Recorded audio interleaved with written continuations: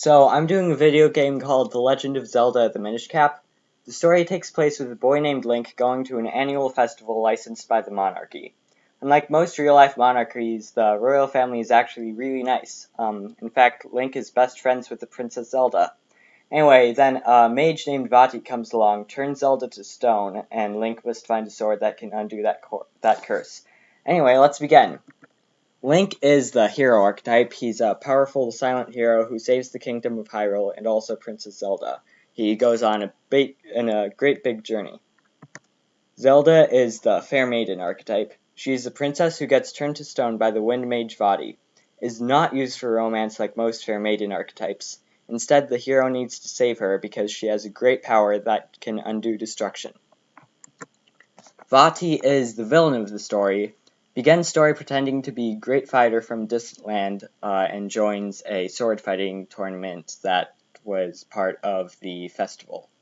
And then he turns Zelda into stone and also unleashes a great power, and he plans on taking over the world. Eslo is Link's mentor. He teaches Link many things, including how to shrink down. He was also at one point Vati's mentor before he turned evil. He also turned into a hat, so there's that. Birth, there isn't really anything special about the birth. Sure, you don't know who Link's parents are, but it's never really brought up in the story.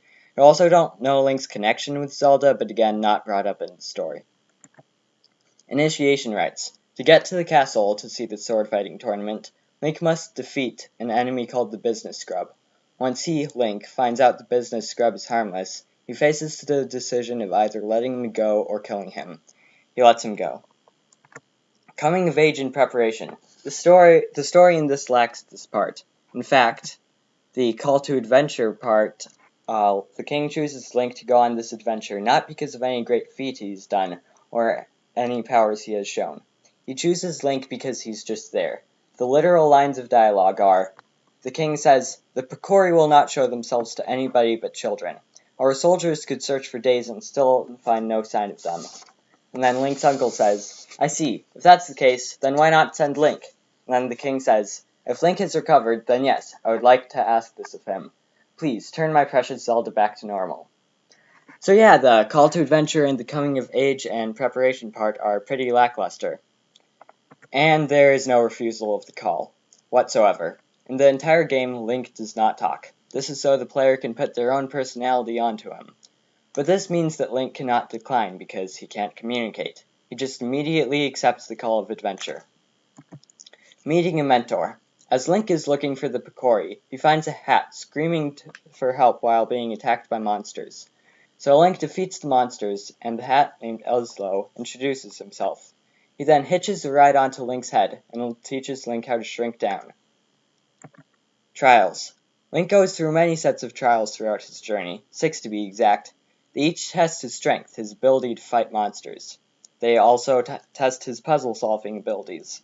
However, he's not really tested in morals because, as Link has no personality, he can't really have a set of morals that can change and develop.